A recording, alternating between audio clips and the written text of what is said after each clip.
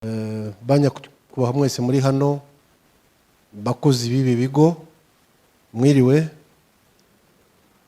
ukomere cyane. Amateka yacu duhorana nubwo iyi minsi 100 ifite umwihariko wayo, ariko kubarokotse jenoside yakorewe abatutsi n'ubuzima bahorana buri gihe, ndetse no ku gihugu muri rusange n'ubuzima duhorana buri gihe. Uko jenoside ngira ngo habuze n'izina ryayo mu Kinyarwanda, ni ikintu mbehe umusaza uherutse gutabaruka witwa Mpyisi yayise ishyano. Mu Kinyarwanda nuko bavuga ngo ni ishyano nyine, kuko ibyabaye mu gihugu cyacu, ibyatubayeho nk'abanyarwanda ni ishyano, ko nta buryo wabona wabisobanura, nta n'uburyo wabivugamo. Biragoye rero kugira ngo umuntu abibonere inyito nyayo.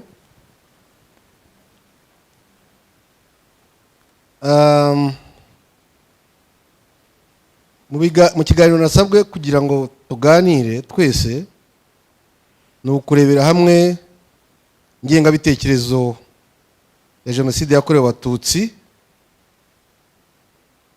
ndetse n'ingaruka yatugiraho cyangwa se yatugezeho ku mutekano w'iki gihugu cyacu. Ikindi, ingamba ki nk'abanyarwanda dufata cyangwa twafashe zo kubungabunga ubumwe bwacu nyuma ya jenoside yakorewe abatutsi. Mbere yaho rero hari icyo umuntu abanza gutangiza. Jenoside ntabwo ari ishyano ryavuye hejuru ngo giye kubita aho ngaho, nta nubwo ari ikintu gitegurwa nk'uko twicaye aha ngaha uko duhuriye aha n'abayobozi. Iyo ntanga ikiganiro kuri genocide yakorewe abatutsi, kubera ko yenda ndi umwe mu bagize uruhare rwo kuyihagarika, kinyoherera kukivuga uko nyumva. Ntabwo ari ikintu gituruka hejuru ngo kigwe, cyangwa ngo tuje tugahurira hano turi abayobozi bangaho ko mwaduteguriye hano ngo tube twapanga tuvuge tuti twica abo bantu baturi imbere ngo bikunde. Ni ibintu bifata igihe. Ni nayo mpamvu mwahisemo gutangira ngira ngo ingengabitekerezo ya jenoside, kuko nicyo gitangira. Jenoside itangiranwa niyo ngengabitekerezo,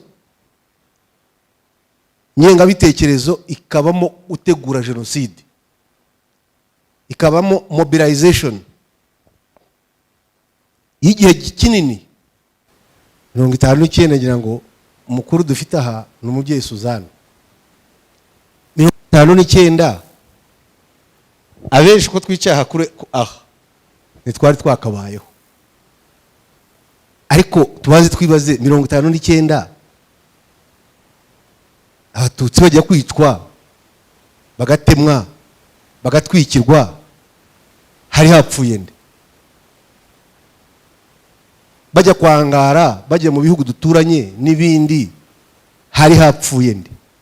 59 iragendana n'inkubiri y'amashyaka. Gatete yavuze abantu baremye amashyaka. Amwe mu mashyaka ashingira ku moko, tangiye kuzana amoko. Iyo ukora parimihutu, MDR parimihutu, ubwo iryo shyaka urumva ari iry'abanyarwanda.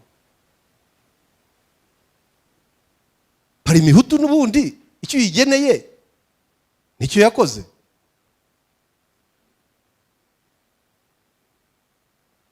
Irindwi na gatatu, ubwo hari indi myaka ngiye nambuka, ngira ngo MC wacu yagiye abidusomera muri iriya nyandiko ndende yadusomeye hano. Habyarimana akuyeho Kayibanda. Abantu bamwe bariruhukije bati tubonye igisubizo. Ahubwo biba bibi cyane kurusha ku bwa Kayibanda. Abantu barushaho kongera guhunga kwicwa, gutotezwa, kurirwa ibyabo. Izo ni repubulika uko zirimo gukurikirana. Indunduro 94, ndagira ngo nihute, sini ku bwabo abaye perezida. Leta y'abatabazi iraje. Wayoboraga leta y'abatabazi yakomokaga mu majyepfo.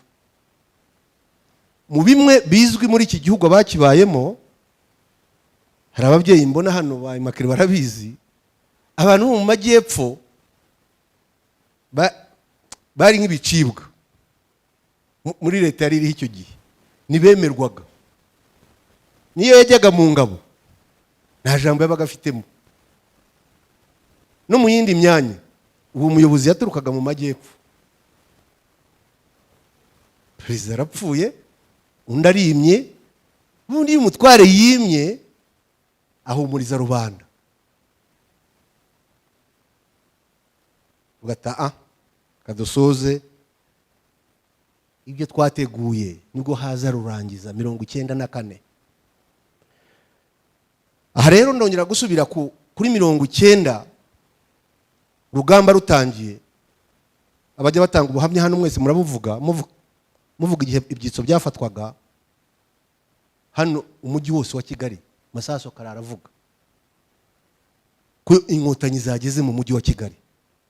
Bugacya batoraguye icyitwa umututsi wese. Nahoze ndeba ninjoro Kicukiro Nyanza, Secretary General wa RPF asobanura uburyo babatoraguraga n'uburyo babatwaraga. Ibyo bibaye ngo nuko muri 90 inkotanyi zigize ziteye. Ariko tubaze twibaze, kuko ikiza banyakubahwa abayobozi muri aha, turaganira n'abantu initi z'igihugu, turaganira n'abantu muzasigarana iki gihugu ejo. Abayobozi bicaye muri izi ntebe ejo bazaba badahari. Bamwe muri nimwe muzamwicaye hano, no muri zisumbye izi ngizi nimwe muzamuri muri iki gihugu. Turaganira namwe kugira ngo iki gihugu nimugisigarana muzahitamo kukiyobora muti, muzahitamo ikihe gihugu? Muzahitamo icyo bamwe muri twe bahisemo muri 59, muzahitamo za 70 na kangahe? Muzahitamo icya 94.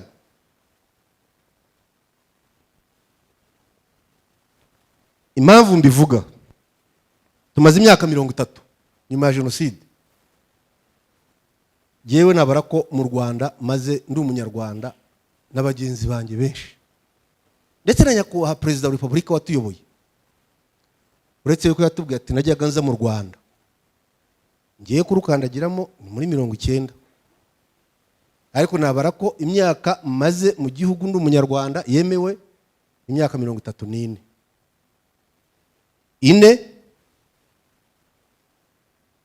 kuri twe bwacu n'ubuyobozi bwacu, kuvuga ngo niyo mudashaka kuduha uburenganzira nk'abanyarwanda tugomba kubabo. 90 turataha ku manywa. Mbere yo kugutaha habayeho ibintu byinshi, abantu baganirije ubuyobozi bw'iki gihugu inshuro nyinshi. Turashaka gutaha, kuduha uburenganzira. Kanihereho yewe data aho yaratuye, aho twari turi mu mahanga, aho yatubyariye, aho twavukiye, natashye mfite imyaka ngira ngo 25 dutaha. Ndi ofisiye mu kindi gihugu. Wibaze kuki navukiye hariya, kuki nahakuriye, kuki nahakora indi mirimo, kuki natashye ndi umugabo imyaka 25. Data aho twari dutuye mu mashyamba, twari aborozi b'inka, twari dufite inka nyinshi. Icyo nibwira ko ababyeyi bacu bashakaga, cyangwa se abanyarwanda bakuru kuruturuta icyo gihe bashakaga, si ugushaka yenda no gutura muri iki gihugu. Kuko nka data yajyaga kuvuga ati se ninjya mu Rwanda ko batorora inka zirenze 30, nduriraho inka zanjye 100. Ariko icyo yashakaga kwari ukuvuga ngo niba afite muri umuna we Charles, yewe umwana we nze gusura data wacu. Niba ari ukuhigira nze migire. Icyo yashakaga ntabwo hari ikindi. Ariko abagabo bashyiraho bariyeri, nagutaha. Mugabo witwa Habyarimana wayoboraga iki gihugu aza Uganda gusura mugenzi we, arangije hajya mu bice bya za Ruweru. Ruweru yarimo abanyarwanda benshi, no muri bamwe mu basirikare bari bamurinze aho ngaho bari aho bari abanyarwanda. Basaza barabaza, basaza bahariya kundaga inka zabo bafite inkono zabo zitabi. Iki gihe n'abantu bakimwe inkono zitabi, abantu bose bararokotse kuko uburokore bwaraje buhindura ibintu byose bibikuraho. Kera abantu banywaga inkono zitabi bakagenda bacira amacandwa ahantu hose, ariko baramubaza bati se mutware wacu tuzataha ryari? Aravuga ati u Rwanda rwaruzuye, ati ni nk'ikirahure, ati yongeye handi mazi, come on. Ufata abanyarwanda ngo ni ikirahure kiruzuye, ngo ubafande yatinyuka akajya imbere y'abanyarwanda akababwira ngo u Rwanda rwaruzuye. Niba ari na rutoya, dore ahangaha ibi bigo nibyo bishinzwe umutungo w'igihugu uko biraha n'abashinzwe amatora. Nibwira ko muri politike ya fande, mu byumve neza, iyo tuvuga fande tuba tuvuga umukuru w'igihugu. Ubundi iyo tuvuga ba fande bandi twongeraho amazina, vuga fande runaka, ariko iyo uvuza fande gusa, niba wumva umuntu avuza fande gusa, ujye umenye ko ari perezida wa repubulika tuvuga. We ntabwo tujya twongeraho irindi zina, we na fande nyine, na fande kuko niwe wayoboye urugamba, niwe watuyoboye. Ni muve kuri aba bandi bajya babyiyitirira kuva abantu bigize ndakoreka turakomeye twararwanye. Barwanye he? Mugabo yaraje adusanga ka Gitumba hariya, twese buri muntu wese ashakisha inzira y'ubucemo kongera guhunga. Ahubwo abana bari bavuye hano, bari bavuye Burundi, bari bavuye Kongo, sinzi aho bajyaga kujya.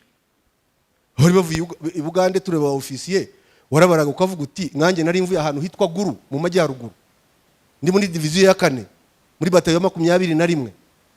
Narabaraga nkavuga burajya gucya ngeze aho batayo yangire nisubirireyo, urugamba ruratunaniye. Ariko kwibaza se mugenzi wawe wavuye Kongo, wavuye Burundi, wavuye Rwanda, we buracyari hehe? Mugabo bucya yatugezeho, sanga abantu bose barakanuye amaso, baracitse intege. Buriya butenge mureba abenshi twatangiye kubwambara mu ijosi afandaje. Kera abantu babwizirikaga mu nda, twaracitse intege, tumeze dutya, tumeze nk'abashonji, kandi icyo gihe twari turasonza. Aba rero mwumva bajya babyitirira, baba bababeshya n'ubundi. So muri 90 rero urwo rugamba rumaze gutangira, nibwo aba bacuramugambi wo kumara abanyarwanda batangiye izo excuse, batangira gufata ibyitso, batangira kwica abantu. Benshi barapfuye icyo gihe muri za 90. Birakomeje ubwo impamvu za 90 bafata ibyitso bica abantu. Nagira ngo mbereke ko izi nyito, izi mvugo zipfobya jenoside yakorewe Abatutsi zadutse ejo bundi. Ndagira ngo mbahe ingero. Nijoro nahoze ndeba kuri televiziyo umugabo wa Kibirira muri Ngororero yerekana muri 90 uko jenoside yatangiye iwabo. Aha nagiye nibuka ingero zimwe na zimwe, nanjye kimwe na Gatete, abantu baba barabaye mu bintu ubyigisha unatanga n'ingero zabyo byo wabayemo. Muri 93 mu ntambara nanone yo guhagarika jenoside yiswe Ruwiti, yakorewe iki? Hariya Bigogwe, Hagugu ni bari babamaze, Kibirira ni bari bamaze Abatutsi, Bugesera ni bari bamaze Abatutsi. RPF icyo gihe ijya gufata icyemezo cyo kugaba icyo gitero, ni kwari kongera guhagarika no kubwira leta Habyarimana ngo please murongera turabamena. Ntabwo nta gihe iki gihari cyo kujya mufata abanyarwanda ngo mubyuke uko mwishakiye, nk'uko umuntu Abagande hari umugani bajya baca ngo inkoko y'umusinzi ngo ibona bucya. Kuko ahaziye we ntabwo atekereza, aravuga atari ko inzara yanyishe, inkoko akayica ijosi. Abanyarwanda bari baragizwe nka inkoko zicibwa amajosi.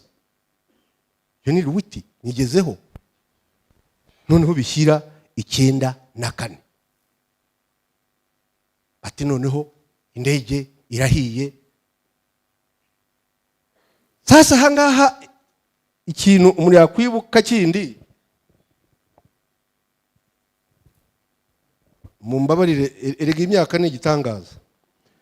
Ubu kureba hariya hakurya mwese nakubwira ngo uyu nguyu arasatya n'uyu, ariko kureba aha ngaha bikaba ikibazo. Aha cy'umuntu yakwibaza, kera na kane irabaye, benshi bati indege. Impamvu narebaga aha ngaha, narebaga amashyaka.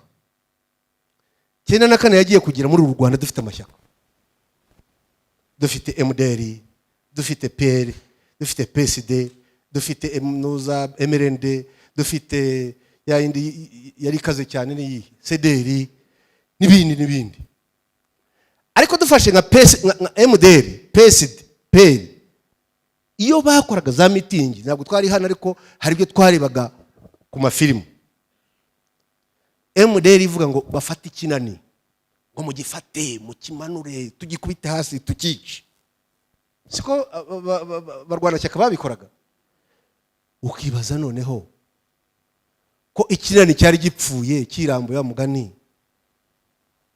abo barwana cyaka ba MDR bagiye guhindukira kujya kwica abandi barwana cyaka bagenzi babo babahoraga. Kuko members ba MDR nibo bahindukiye, akaza umututsi bari kumwe muri MDR akamwica. Ndetse muri abandi b'amacyaka yandi. None ukibaza ko twari mu ishyaka rimwe twese turwanira ikintu kimwe, umindutse te unyishuti. Unda cyari kungenga bitekerezo mureba no gupfobya kwayo. Hari akandi nanone na notinze hano. Abantu barashyingiranye muri iki gihugu. Rero nabonye umupastori witwa Karuranga ngira ngo avuga ko bari barabyaye abana ngira ngo 5 cyangwa 7. Jenoside itangiye abwira umugore we ati batwara iwanyu ntabwo bari bo bice.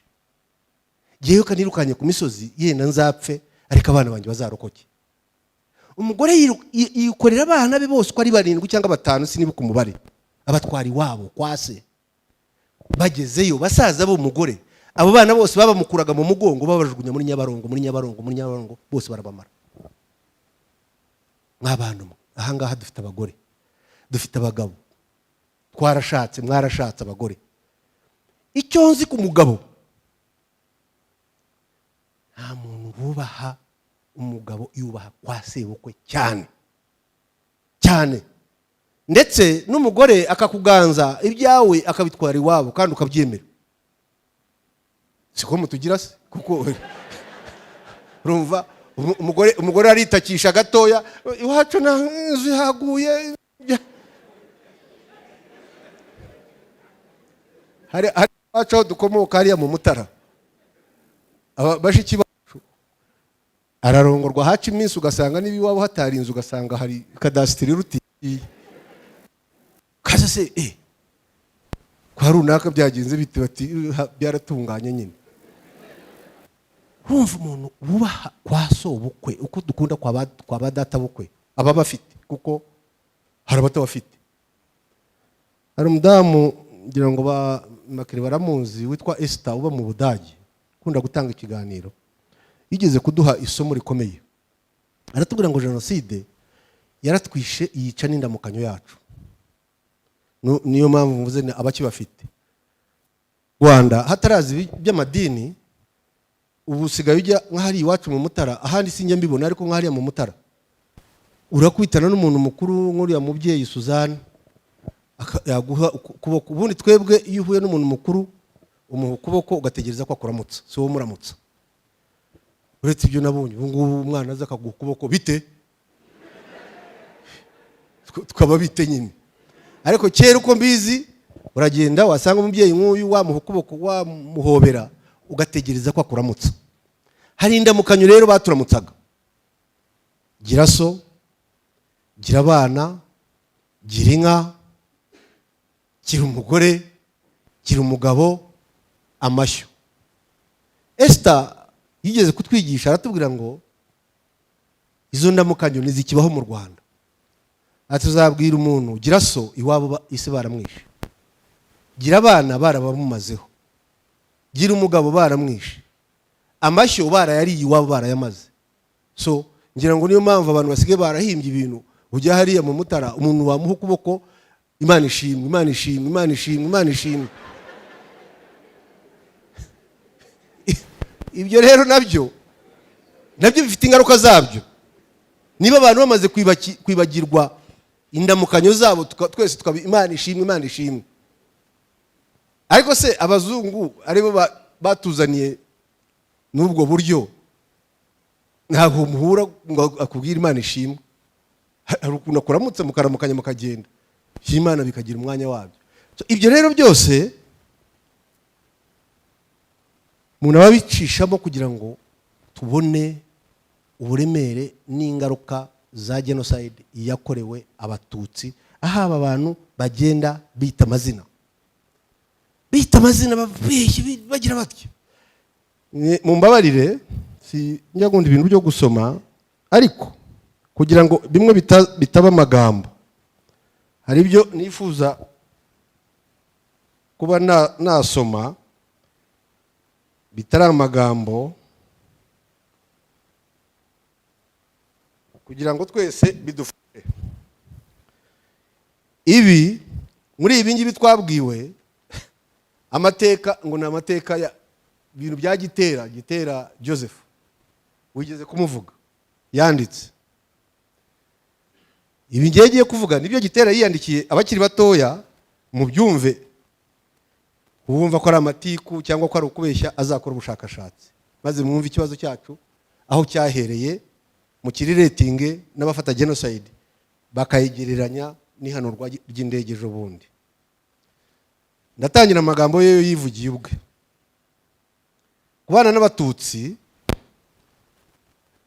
n'ababeshye ni ukwihambiraho urusyo. Abatutsi bose ni abajura, Abatutsi ni umwaku. Ni amagambo ya Gitera yiyandikiye. Aya ni amagambo ya Gitera Habyarimana Joseph, wahanze amategeko 10 y'Abahutu kandi agacengezwa mu baturage. Itegeko rya mbere: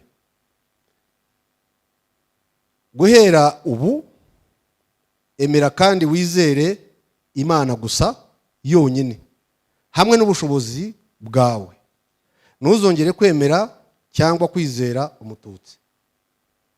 Imagine umuntu arimo ararifaringa no ku Mana, yarangiza munsi y'Imana aritwa na Habyarimana akazana ubwo burozi, ubwangwe, kwangwa, ntuzongere umwirahira. Ubundi kera mu Banyarwanda nirahiraga umuntu w'amayenga, yamayenga Rugeminwaza ndakagusiga, yagize ati ubu rero ntabwo agishaka ko umwirahira. Umuntu rero utirahirwa ni Satani, ni umurozi, ni umwanzi. Ndashaka ihangane nyabasomere mwumve ko atari ibintu bivutse nonaha. Cya gatatu: ntuzegere ujya inama nawe kamere k'Umututsi n'ubushukanyi. Muri Bibiliya tuzi ko Satani ariwe washutse Adamu na Eva. Icya kane: ntukagire umubano wawe kubana n'Umututsi ni ukwihambiraho urusyo. Cya gatanu: wahora Umututsi inabi yagize aho muhumve, abakuru nka Suzanne bari aha n'abandi, tuzabwirwe iyo nabi Umututsi yari yarakoze yari iyihe itumaho uyu mugabo yajya gutsindagira aya magambo.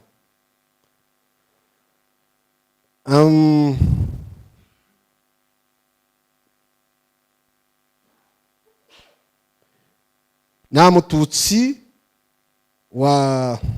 wasigara mu Rwanda. Ubwo acyari fariya nabi akavuga ngo nta Mututsi wasigara mu Rwanda.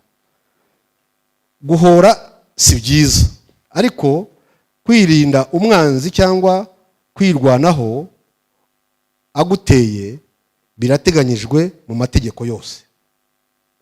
Ubwo urumva ko Umututsi yamaze kuba umwanzi. Ntugasambane n'Umututsikazi, kubarongora ntibibujijwe. kubajajabamo niwo mwaku cyangwa kubiyomekaho nk'uburondwe. Abantu borora muzi uburondwe ukuntu bwiyomeka kunga. Ntukabeshye nk'umututsi, ahubwo jya uvuga ukuri kose. Amayeri y'umututsi jya uyagaragaza yose. Ntumubeshye umuntu uri aho ngaho. So arimo aradescribing ububi bw'uyu muntu kugira ngo umwice, biraza kukorohera. Nuzibe nk'umututsi, mushingirize yibe, mushyagirize yibe, wowe mushuki, ubundi amategeko umufatanyacyaha murajyana. Kurarikira abagore babo cyangwa abakobwa babo ni nabi, nta kimero barusha bacu, ahubwo babarusha ingeso nyinshi zitari nziza. Abo ni abana b'u Rwanda uvuga utyo. Ntukararikire iby'abandi nk'umututsi, urumva we ahora ararikiye iby'abandi nk'aho atakora kugira ngo agire icyo yigezaho.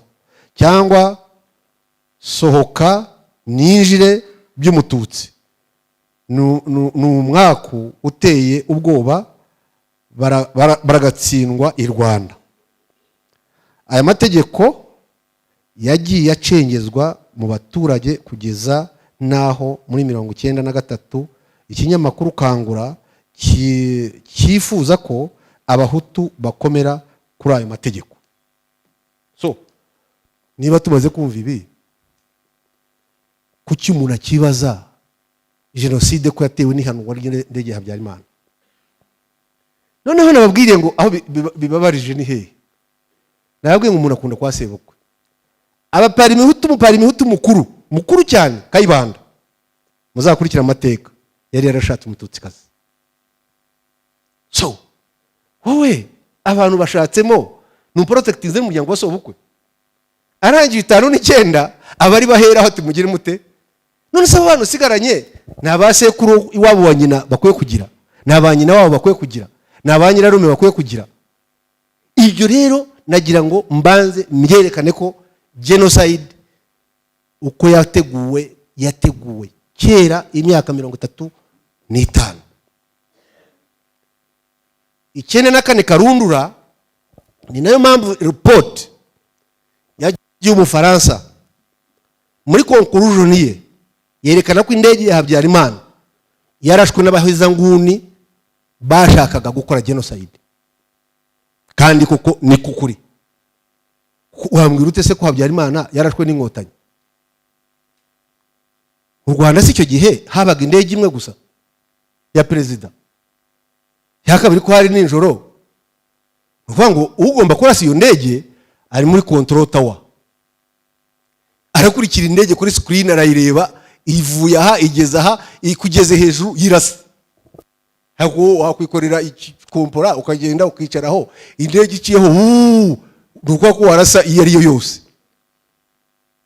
Cyo cyose bifitanye connection. N'abantu bajijutse bize nibyo mukwiye kureba kugira ngo iki gihugu muzagisigarane mu gihe cyanyu cy'imyaka yanyu, kukiyobora mukiyobora mu buryo nyabwo. So iyi dinayo yose rero niyo mpamvu nababwiye ngo genocide irategurwa, igashakirwa ibikoresho, igakorwa, igahagarikwa, igahakanwa, igapfobwa, noneho nyuma hakazabaho ibi byose byo kwiyubaka. Izi process zose rero twagiye tuzinyuramo, ubu rero turi mu kwihakana no kwipfobya. Igituma ihakanwa noneho bakayipfobya kandi bikihuta, n'isi ahigeze ikoranabuhanga. Mbere hakiriho kwandika bwa kuriya, nka kwandikira agapapuro ugatwarira agatete i Nyanza, byajyaga gutwarira igihe. Ariko ubu mu isegonda nk'aho tuvugiye utanga message ushaka gutanga ku isi hose kandi kahakwira. Abapfobya rero abahakanyi ba genocide biraborohera. Genocide yarateguwe, turayizi. Genocide njya mbwira abantu ngo izwi n'abantu babiri. Na genocide buriya ntabwo muzi. muyizi kubera ko yabababaje abiciye abantu. Ariko ahari hasigaye mwarihishaga, warebaga ukavuga uti sinshaka no kureba mu muhanda. Ariko abayikoraga n'inkotanyi zayihagarikaga nibo bayizi. Uwayikoraga ntacyo yatinyaga, ntacyo yihishaga, yayikoraga ku mugaragaro. RPA nayo yamuvingaga ku mugaragaro y'aba genocideri. Bayita amazina menshi. Murikaho bavuga ngo afande yabujije isi kuza guhagarika jenoside. Koko afande wari inkotanyi ifite abasirikare ngira ngo 10,000 na bingahe, dufite bwa Karanekovu na bwa RPG, yajyaga kubuza ate biriya bikoko byajyaga gupfuka iki nyine gusa niba hagurutsa indege 10 zonyine. Ubwoba bw'abajenosideri, niba hari abantu bagiraga n'ubwoba abajenosideri barabambere. Ugahagurutsa biriya bikoko by'ibidege bigahagarara hanga mu kirere gusa, hakajya yacishamo umuntu mikoro akavuga murongera kwica umuntu turabamara. Hari wajya kongera kukubura noza se? Ubwo si inkotanyi yajya guhera he abuza amahanga guhagarika jenoside? Yabiheraga he? Ariko aho babihera, of course amahanga yagize uruhare rukomeye muri jenoside yakorewe Abatutsi. Kubera ko ntacyo yakoze, uyu munsi niyo mpamvu ubona aba jenosideri bakoreshwa na bamwe muri abo ngabo bavuga ngo afande yabujije amahanga guhagarika jenoside. Yashobokaga bitese? Tariki je aho nibukira itariki 7 fande nibwo yaduhaye amabwiriza nimugoroba, tugateguye ingabo ku muhanda yaziba imitwe y'ingabo, baravuga ati mwitegure. Kigaragara nuko leta y'abatabazi irimo kumara abanyarwanda igice kimwe. Icyo gihe ntabwo yari yakiswe jenoside. Mwaguruke mutabara abantu. Ikimenyimenye kigaragaza ko afande yagabye ibitero byo gutabara abantu. Imitwe y'ingabo ko yayigabye mu gihugu hose. Use ingabo zajya kujya Rusumo ngo zivuye zijye zazaza, izindi zijye Ruhengeri, zikomeza zijya za Gisenyi, zajya gukora yiki? Buryo bwa gisirikare ushaka ubutegetsi, ingabo zose zajya kumuvinga zose direction ziza mu mujyi wa Kigali. Tugafunga uyu mujyi wa Kigali, twari dufite ubushobozi bwo kubikora. Tukawukubita, tugafata ubutegetsi. Ariko mission ya fande yari ugutabara abanyarwanda bicwaga. Mwiruke mugana ha, twese twagendera ku mabwiriza. Ntabwo umugabo yari yamaga, ntabwo yaruhukaga umunota n'umwe. Icyombo buri mwanya na telefoni zabagaho, ariko icyombo buri mwanya cya message za fande zabaga zisimburana ku kanya. Waba ukigana hanga akakubwira ati mbonye message irukanka, noneho uganirwa magana. Mwana mukigirwa magana akakubwira ati ahubwo mugani ka Rubamba. Waba ukigirwa, ubwo ndavuga giye mu bice byo twaciyemo. Byo byose kwari kurwana n'abajenosideri kugira ngo arebe ko hari icyo yaramira muri iki gihugu. Ingengabitekerezo, hari ibintu twagiraga mu ishyamba nimugoroba twitaga bipindi vya utamaduni. Bipindi vya utamaduni nimugoroba twaruhutse, abasirikare barapiye, twaririmbaga tugakina, noneho abapolitisi nk'aba bakaza bakatwigisha amateka. Bakatwigisha amateka. None abantu bakwigisha amateka nkatwe babana tutakuri mu matiku niki, kuvuga tureka abantu umwe rakabye. Bakakwigisha amateka ya Parimutu niki, ntabwo twabyumvaga. Ariko reka mbahe ingero zifatika. Tugeze dukuyemo ikigo cya Gabiro, tugeze Gatsibo hari umuntu atambuka ati imbere yiruka, umwana w'umusirikare yibeshya ko ari haduye, ararasa. Arashe dusangana umudamu, isasu ryamufashe nk'aha ngaha riti. None wa musirikare namukubita cyane. Ntabwo tafanda ati namurasha accidentally, ntabwo nabimenye ko ari umusivili. Ariko arangira ngo atereka fanda ati uramubita utya, ati yewe uzi ko naba n'uyu nguyu murasha accidentally kandi abayeho. Atari kuzi ko aho tujya nta muryango wanjye n'ubusange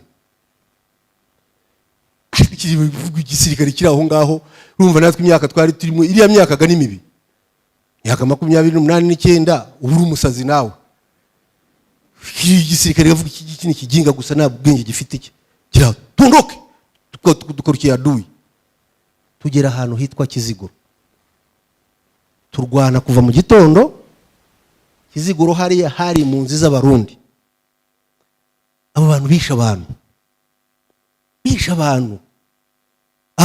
abantu bamaze abantu hariya Kiziguro none ko twakaje ubwo impunzi zahunze zagiye tuhasanga abasirikare bari Kiziguro bahunze Gabiro uwitwa Colonel Nkundiye yaje operation headquarters yazishyize Kiziguro turwana kuva mu gitondo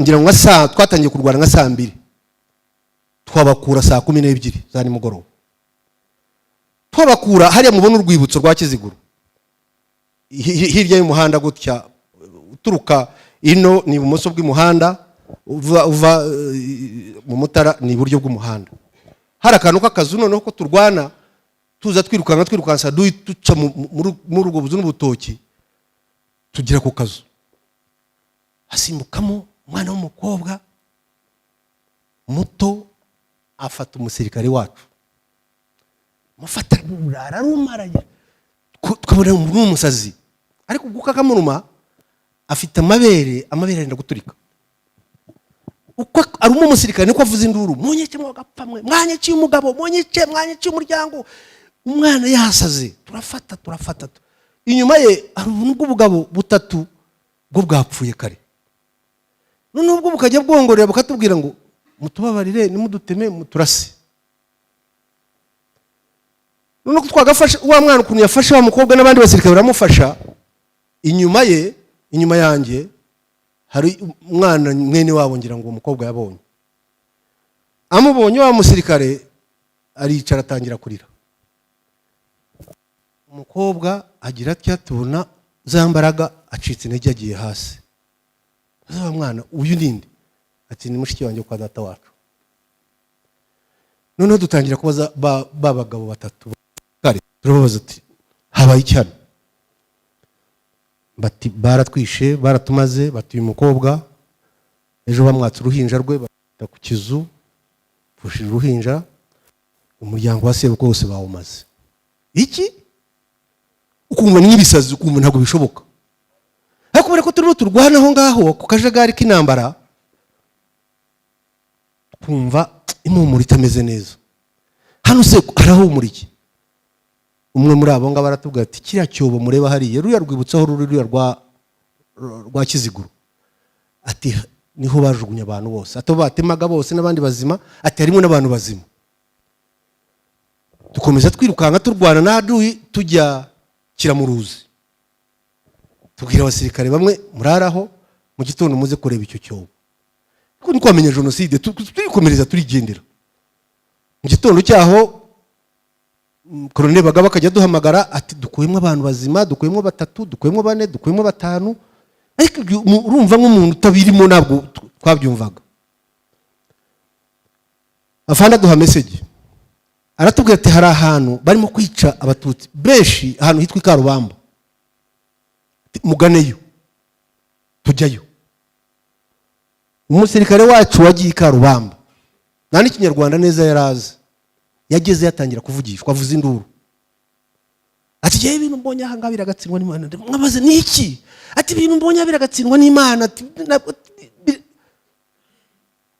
ati turasaba gendarme ati barirukanse ati n'intera hamwe nyinshi cyane atiragiye ariko abantu babamaze ati niba hari imodoka mwabona aho ngaho mupfe kuzohereza muze mutabara aha ngaho dushakisha imodoka bwari bufashwa aho ngaho tugohereza Karubamba mbonye abantu bavuye Karubamba abantu mwe iki gihugu kirakomeye pe ubundi abasirikare barapiye buri abazungu baroroshye cyangwa se baritetesha umuntu ngo yagiye Iraka yagaruka ngo yasaze ngo yahuye na depression ukibaza RPA kuki tutasaze. Ibyo bintu mbabwira ni bibi, ntabwo byari ibintu byo kurebwa n'amaso yawe ngo ubuhumeka ubukivuga ubukigenda ubugitekereza. Ni bibi, mwumve ngo ni bibi nk'uko umuntu wese kibi cyane ku isi.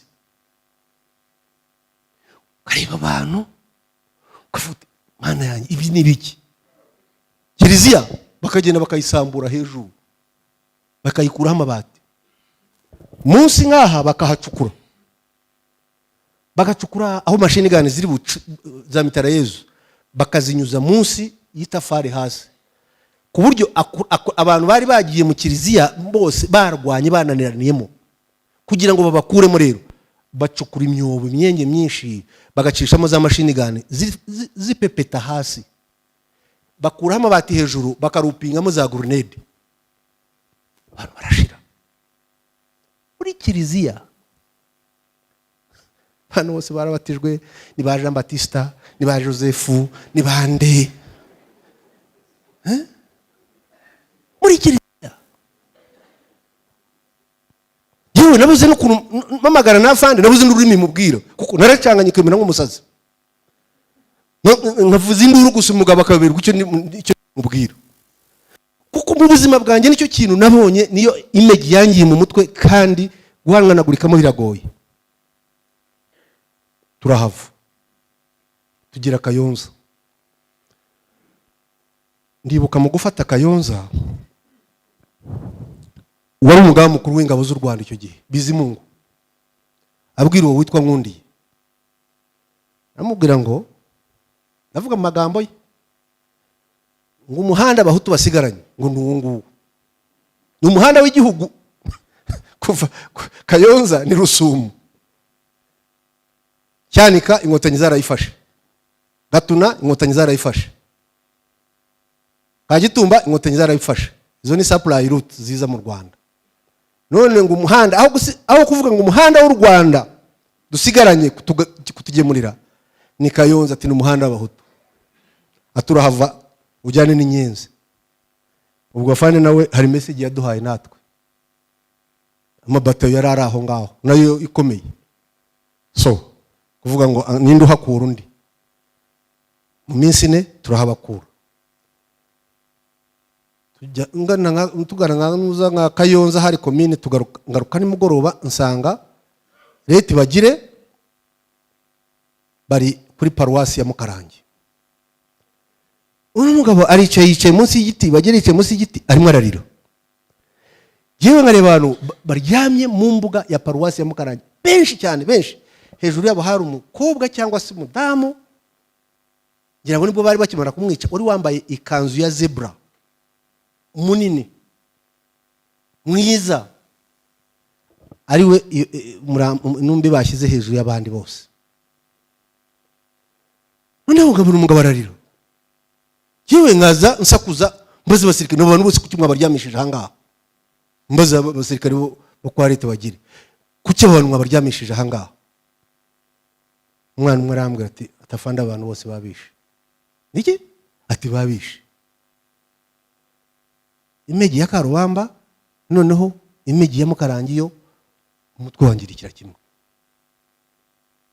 Kwibaza iki gihugu kirimo abantu ki, noneho ukatangira kwibaza ngo ariko iki nicyo gihugu cyacu twabwiwe cy'amata n'ubuki, kuko ababyeyi bacu bagiye batubwira ngo u Rwanda ngo rutemba amata n'ubuki.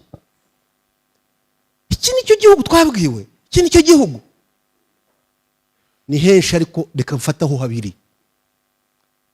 Rero ye hanyeretse ubugome iyi jenoside yateguranywe bwari bubi. Imana yagomba guhemba iki gihugu, ikagihemba umuyobozi nk'afande ugomba gufata biriya byemezo yafashe. Kuko iyo tugira umuyobozi ujenjeka, nyamuneka abantu bari bafite umujinya. Abantu barakina n'ibintu kuvuga ngo amenya ngo Dorome ngo isingwira hari isi se, iyo se ntabwo yari hari abandi bitwa. Abantu bari baneshejwe, twabarushije imbaraga. Fari yarirukaga yarakinagiraga nk'inyamaswa ku musozi.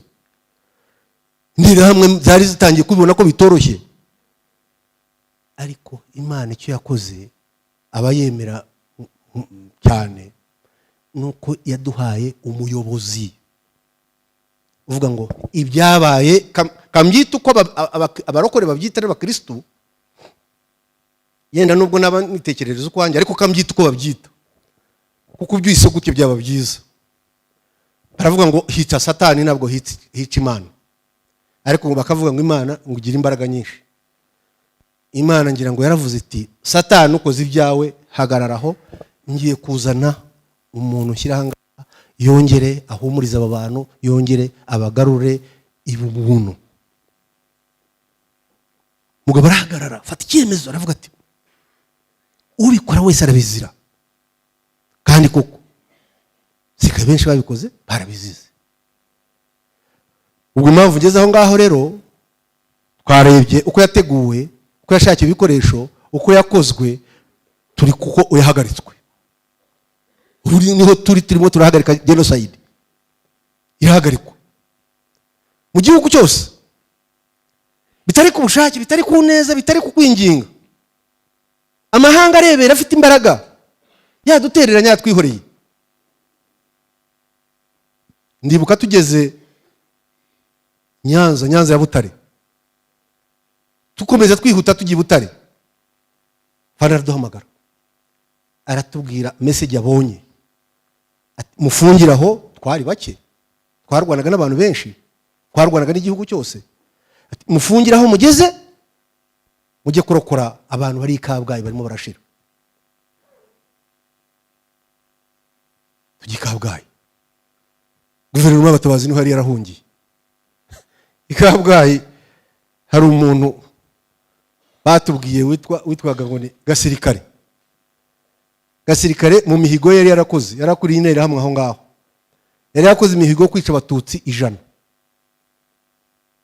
Umusirikare wa RPA wamurashe tugera Kabgayi, yamurashe amaze kwica 99, abuze umwe kugira ngo uwo Gasirikare niwe wujuje rya jana yashakaga. Kabgayi ukareba, kandi kikuyobera mu ngoro z'Imana. Ariko abantu baravuga ngo Imana ngo bararwana ngo hari icyo bazageraho. Bariya abantu Imana yarabavumye kabisa.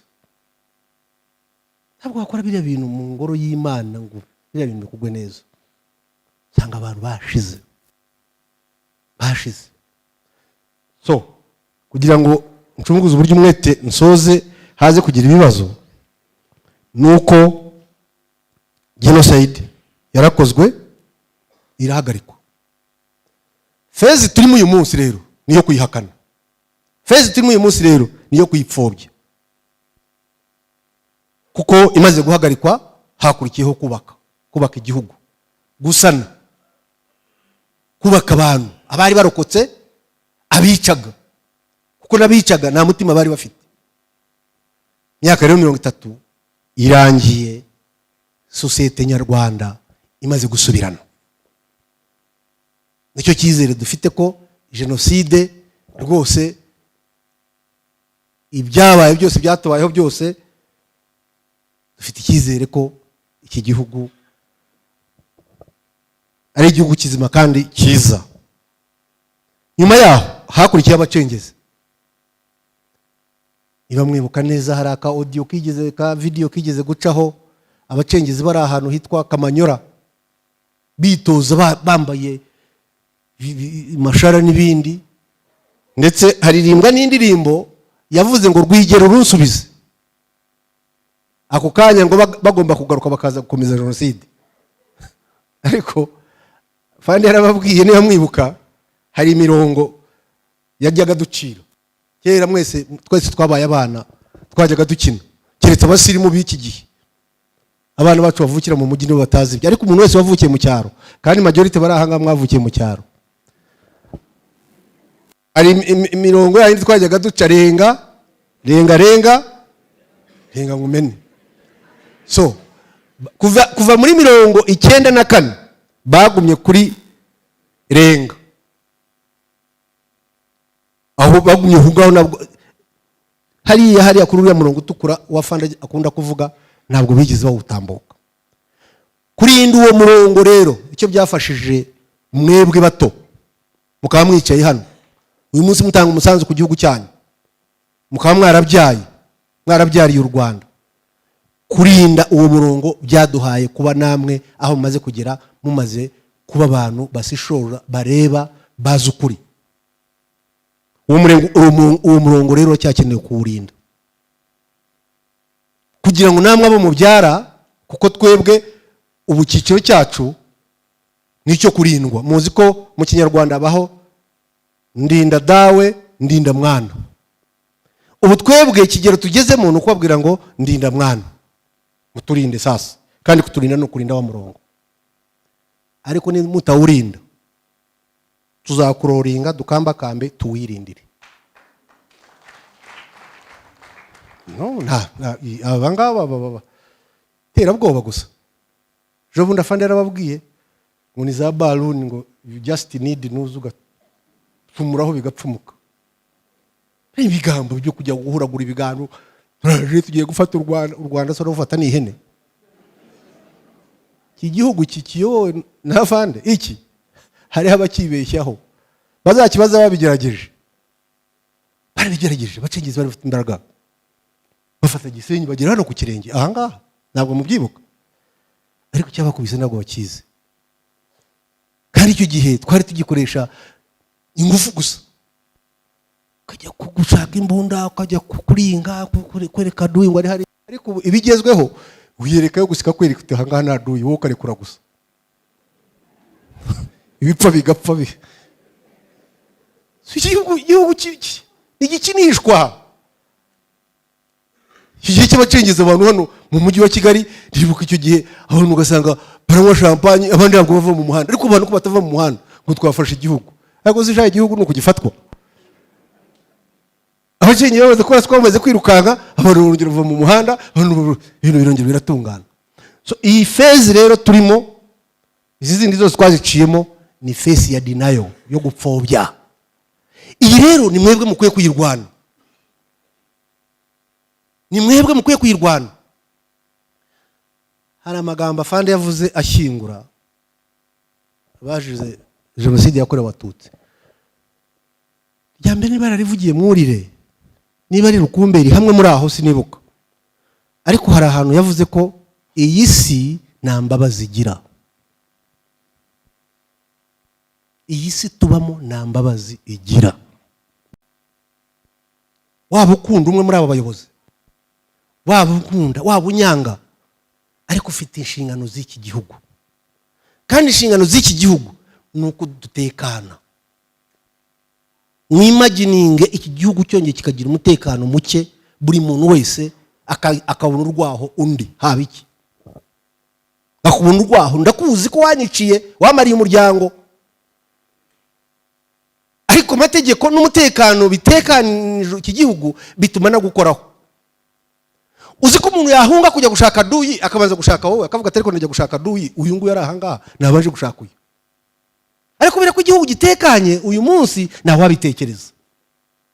Mu nyungu ya buri umwe twese ko turi ahanga rero kugira ngo nekane nawe utekane. Wowe ushaka nubyuka mu gitondo ukambona uruma menyo ugugune nunde buvuga uti kanirindira ishyano narireba muri iki gitondo rikanera icyaha. Urebe iriya ariko uraza kugenda bwire ubeho neza, bwongere buke ubeho neza. Ariko nundeba ukaza ushingikiye amenyo arashiramo. Amenyo arashiramo. Muri rero iki gihugu mu kigumane.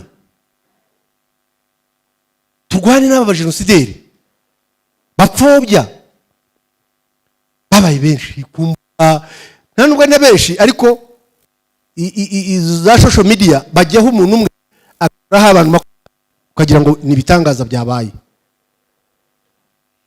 Yeze kubwirwa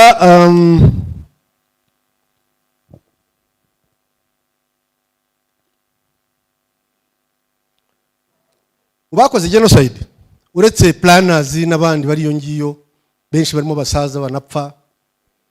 Kera ndibuka tukifata leta hari umujenosideri umwe wavuze ngo umubare ki baraza gusaza bapfe kandi ubwo bivugaga twebwe turi mu myaka za 25 wafite imyaka 50. Ukibaza se uyu nguyu udutega iminsi twe nawe ninde uri bubaze gupfa? Yego n'umuto yarapfa, ariko wowe ufite imyaka 50, ufite 20 na ubu ngubu ugiyewe muri aba bana bari ahangaha imbere yanjye, wowe ufite imyaka 35, ugiye ubu mfite 60. Koko ubu Bibiliya noneho ngo ivuga ko imyaka harya yagize 70. Ariko muri nuze y'Abanyarwanda kubera ubuyobozi bwiza ubu tugeze kuri 70 ningahe? Aha, uriya mugabo ufite 30 yenda n'urugero. Uwo mugabo wambaye costume y'umukara ufite 30 yenda n'urugero. Je mfite 60. Usigaje ufite inyongezo ngari yo kubaho muri iki gihugu ninde? Si wowe? Nukwiye kurwanira iki gihugu. Ntabwo ari igihe ugiye gupfa mu gitondo. Je nshatse navuga nikasahura ibyanye n'ubundi sigaje igihe gitoya cyo kubaho nipfiri.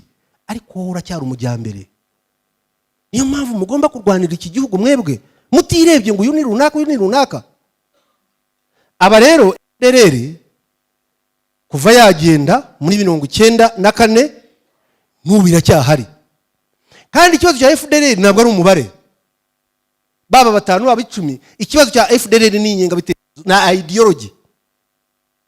Baba 10 ya ideology iri poisoned niyo barimo kwigisha Abanyarwanda. Noneho bakagira n'abandi ubu bayinjiyemo noneho bayisupporting. Kumva rwose abagabo hano i Burundi, kumva Kongo bayisupportinga cyane rwose. Ideology mubona hakurya ha za social media muzibaho. Aho umusirikare w'igihugu hakurya ha muri DRC abaturage bafata umusirikare w'igihugu bakamutemagura bakamuteka bakamushyira mu isafuriya. Umusirikare w'igihugu bamuziza ngo isura y'ukwasa. Yenda nkanjye ngiyeyo bashobora kutandema bakavuga ati isura y'uyungwira. Babandi no bafite za zindi zigeze zitya baba bafite ibyago hari. Yize kubona muri media n'umusirikare emeja ari kumwe n'abagenzi be mu modoka ngira ngo yari na medical assistant. Meja zina ndaryibuka no mutwe Majoro Kaminzobe. Ari kumwe n'abagenzi be mu modoka. Emeja w'igihugu. Mwumve ideology ahibera mbe. Bageze kuri road block militias inera hamwe bativa mu modoka. Bageze baricara rwose kirere ashya bamukuramo bamutema ijosi bamutema amaboko.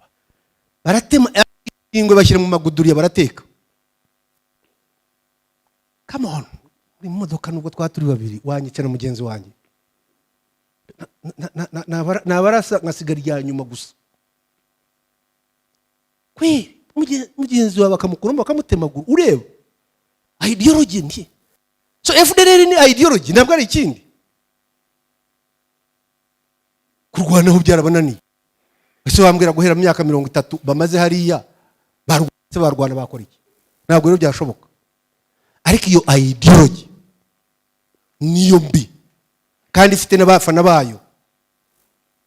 Amahirwe rero tugira nuko tugira umuyobozi uturema akadukora katwereka umurongo kadushakira ibyangombwa byose tukabasha guhangana n'ibyo.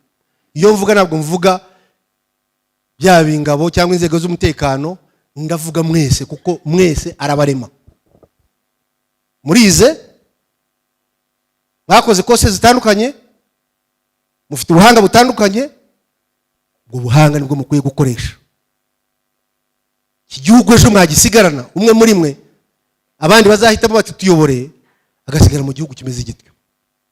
Tumaze imyaka 30 nta mwana n'umwe w'umunyarwanda wavutse muri icyo gihe uhagurutswa mu ishuri ngo uyu ni runaka.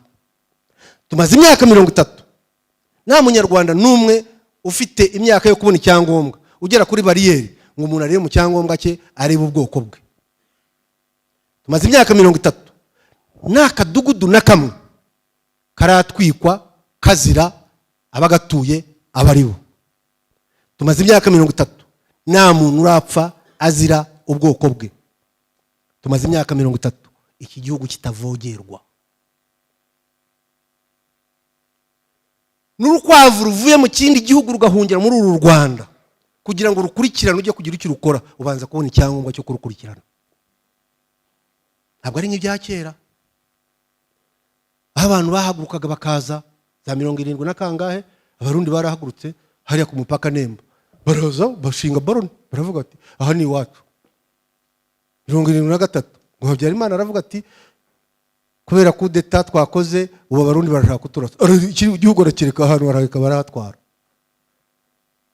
Umugabo witwa Idi Amin azana za migi ajya kwirebera inshuti ye Micombero Bujumbura, araza without any permission arandinga Kanombe airport. Abasirikare bahunga, abantu bose bajya kwinjira bati indege za Amin zaje. Tumaze imyaka 30 ni rukwavu yo rwinjiye hano ruvuye mu gihugu kugira ngo uzajye ubisabira uburenganzira. Kugasuzugura bagakura hehe? Kera bajyaga batubwira ngo ukuntu Mobutu na Habyarimana bajyaga mu kiyaga kuroba bishimye. Noneho Habyarimana araroba. Of course u Rwanda buriya n'ubu rwa mbere muri bintu byose. Arobye aba DSP baravuga ati subizamo ifi ya grand frère ntabwo irazamuka, banza usubizemo. Noneho twimagininga uyu munsi uwo mukino ubayeho, afande ari hariya sibyenda kujyamo ko wamugora, ariko twimagininga ubayeho koko byakunda ko ifi yindi azamuka y'u Rwanda itarazamuka. Mu gisirikare ari byo twitaga matunda. Matunda ne sinzi uko nabyita mu Kinyarwanda. Ibyiza mu Rwanda bakavuga ngo matunda yako mbere, ibyiza biri hehe? Biri imbere. Nyuma ya genocide hari ibyiza twabonye.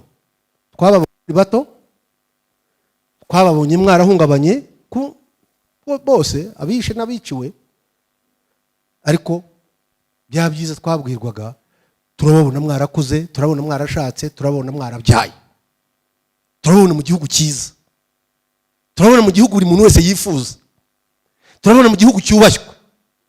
Ejo bundi imyaka 30 yo kwibuka mwarebye isi yose uniza kubaha no kunamira abanyarwanda. Agaciro kariya iyo tugira umuyobozi wa Kenyegi ntabwo kare agaciro tuba tugafite, ntabwo iki gihugu tuba tugifite, gisa gitya gikeye gitya. Kandangize ndangiriza kuri abo bamwe mu bapfobya genocide, saba genocide gusa, harimo n'ibisambo ndetse bimwe twabanye. Ariko ukavuga ngo Pascal ni Commissioner General wa Rwanda Revenue Authority, nyakwa President wa Republika wamwapointinze mu gitondo akabyuka yapointinze Charles n'urugero. Pascal kugira ngo yemere kwava muri ya modoka ya protocol gufungura, bamwubahanya kubahwa, bafata intebe bajya kwicara bakayifata batya, bikamugora kabyimba isi gapfa, akavuga ati no ngewe who are you, wakoze iki? Ariko akibagiza ko iyo President wa Republika amwapointinga amushyira muri uwo mwanya ntabwo amubaza. Umva wicaye iwawe kumva ngo nyakwa President wa Republika yagennye Pascal kuba mukuru wa Rwanda Revenue Authority, maze amatelefoni felicitation, abashaka akazi, abagira bate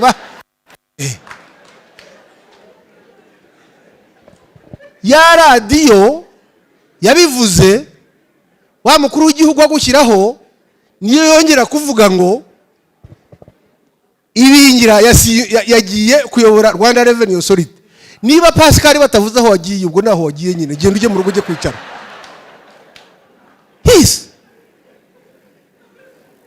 Ufite umuryango wawe, subira mu muryango wawe, genda ukora akazi kawe n'umuryango wawe. Mu gitondo wongera utegereze deployment y'igihugu izongera kuguhamagara, yongera igira ite deploying. Muri ibyo bisambo rero nabyo bipfobya genocide, bimwe byinshi nicyo bizira. Bambukuye mu mwanya hungabanye, ndahungabana n'iki? Rwanda ni muri Rwanda. Abaporoso iyo bahashyingura umuntu yapfuye bafata ivu cyangwa igitaka, ngo igitaka mu gitaka ngo havuye n'uhusubiye. Tuza aha ngaha twese dufite aho tuba twaravuye, dufite uhadukura kandi dufite uhadusubiza. iyo usubiye rero mu mudugudu wacu kanicara no mudugudu wanjye ntangira kuganira na bagenzi banjye nshakisha ibyo gukora, ariko ugasanga umuntu yabyimbye banguye ku butegetsi, murabazi bagiye kandi nabitangaza bakoze bukivovota bukajya ku maradiyo bukavuga ariko iki gihugu kirakabyara, nta muntu kitagiriye neza. Muzi ko n'izi za social media batunzwe n'iki gihugu, batagifite se bavuga iki?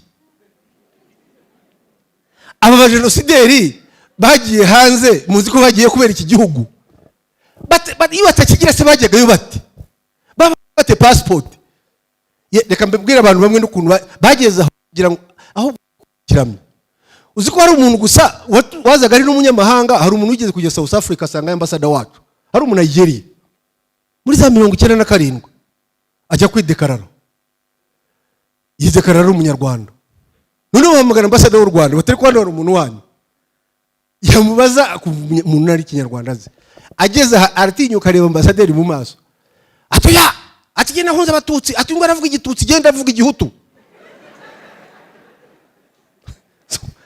Uzi ko abantu bagiye bakreiminga kugira ngo babone ubuhunzi, bakagenda bitwa nta muntu n'umwe utaritwaje iki gihugu, nta muntu n'umwe utaritwaje ubuyobozi bwacyo, nta muntu n'umwe utaritwaje amateka, para benefiting babibonyemo ibintu. Ubundi rero icyo bakabaye bakora kubona ubwo buhungiro n'ibindi bashaka, bamara kubibona bakabaye bagaruka bakaza kubaka iki igihugu. Niba rero batabikoze, mwebwe abari mu gihugu nimwubake igihugu muzi icyo mukora.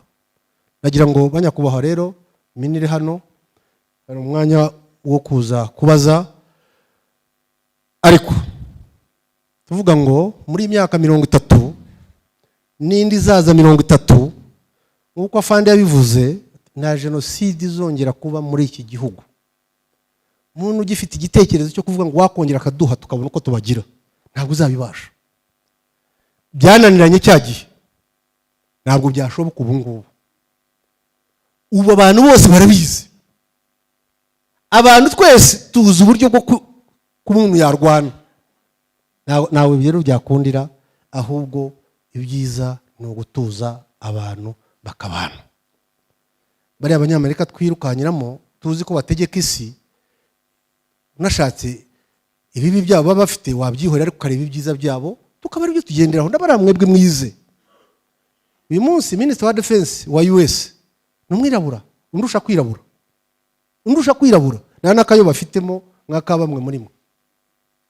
Ejo bundi uyu mugabo Trump yasimbuye umwirabura, barabanye bo. Icyo bakeneneyeho ni ubuhanga bwabo gusa, kuvuga ngo ariko cyari se ubuhanga bwe nitwabukoresha tukavugurira inzu ishyushye niyongere kudushyuhira. Nibyo bakeneye, nta kindi bakeneye. Ariko twebwe ukareba umuntu umuhanga ugatangira kumureba mu moko, akose kiriya kizuru cye kimeze gitya, kariya kazuru ke kameze gatya, ubu yatumarira iki? No, reba ikiri muri brain, bari cyo ureba. Naho rero honyine hatuma twubaka iki gihugu kigakomeza kuba kidadiye. Mu magambo ahinnye nasorezaho muri iyi minsi, ibintu musigaye muvuga imvugo zaje nziza kandi ari imvugo nziza, ngo twimana u Rwanda. Bantu batoye ni mwimana u Rwanda, mutirebye ya wa mwanda wako. Murabona RDF kunijya yimana u Rwanda, iyo turwana twebwe RDF y'Rwanda ntabwo ureba izuba. Namwangalia mwenzi yako, niba usumirijwe ibumoso bwawe ukamubwira tambuka ngubitira ibumoso. Niba ari buryo wasumbirijwe tambuka. Niba umwaza turukiri ukavuga uti muteho mujye inyuma, mugene mu muturuki inyuma. Bagukubita isasu akwikubita hasi, ntabwo ujya kumureba ngo utamfataho n'icyo kizuru cyawe. Oya, araza akakusaka umuko wakabaye, akakwimana, akakwima umwanza, akagukura ku kibuga. Ubundi basiviri ngira ngo nicyo kibatera n'ibibazo, mugira ibibazo byinshi mu mutwe. Nanjye ndi umusiviri, ubu ngubu nanjye ndi umusiviri, ariko ibiki yabyo maze kureba hanze hanga ubu ntari kayibiri ku byari byo. Ariko ubundi mwese mwakabaye mu bingabo z'igihugu, izi nzego z'umutekano mureba hanga zigira umwihariko wazo, ntabwo zibeshyana. Zikarabaza ati ndapfa. kandi uri bunshyingure ni runaka, niwe uzambika, ndapfa niwe uri bunkura ku kibuga. Ariko abasivili bamukora imibare, ubu komiseri generali yanyimye akazi ntabwo mu mwanya munini, ubundi ubu ndahembwa, ukareba ibihembwa, ukareba ibyo ngibyo. Umusirikare ntabwo bitekereza, umusirikare aratekereza duyi nakundoka. Ariko birimo biraza kubera ko aho babatwariye mu matorero, abantu mukajya mu itorero kujya kwiga, havayo ibintu byiza. None ariko mutabyumva nabi ngo mwumve ngo no gusuzugura abantu. U Rwanda abantu ibyo ni ikintu umuntu abacishijemo gusa ngo mugire, ariko tuzi ko iki gihugu aho kiba kigeze ni mwebwe. Kansoreze rero ku kazi mukora, ni mwebwe mu collecting imisoro y'igihugu. Igihugu kugira ngo kibeho ni imisoro. Ni mwebwe mu auditing kureba ko uyu mutungo wacu utangiritse. Ni mwebwe mukurikirana amatora. Amatora yo wenda aragoye, buriya nuze ya demokarasi iragoye, ariko izo nzego zo mukurikirana zose zifite uruhare rukomeye cyane cyane cyane kuri iki gihugu. Without imisoro n'amafaranga y'igihugu gukoreshwa neza ntacyo twakora. Ubuse nk'u Rwanda rwakaba ari iki? Mwarebye aba bagabo bari hakurya hanga Kongo, mwakagenda kaza n'ibidege, kaza n'ibifaro, kaza akamurika. Buriya abanyabwoba ni batana no kumurika. Ibidege bikigira bityo abantu bakavuga ati turashize. Uri ukavuga ati turashize. Ariko ka Rwanda kabuntu mu collecting hanga Rwanda Revenue Authority no kwa Auditor General mu controlling, just kubera ubuyobozi bwiza hakagurwa akantu kamwe, byari byose byaza bityo byose bikarangira ugaceceka. Kandi cyiza cyo tuzi ku Banyarwanda, aha twahuye umuntu ku wundi muri za metero 25 nubwo wagira ute, aho ntabwo ukoraho. So ibyo rero ni mwe umutekano w'igihugu karindwa hariya, tukagira development mu gihugu, imihanda igakorwa, amavuriro akubakwa, amashuri akubakwa, ibintu byose tureba, isuku tureba, ni mwe kubera ko ntabwo muryama. Kandi abanyamanyanga muri twe bacuruza mu Rwanda nabo ni benshi,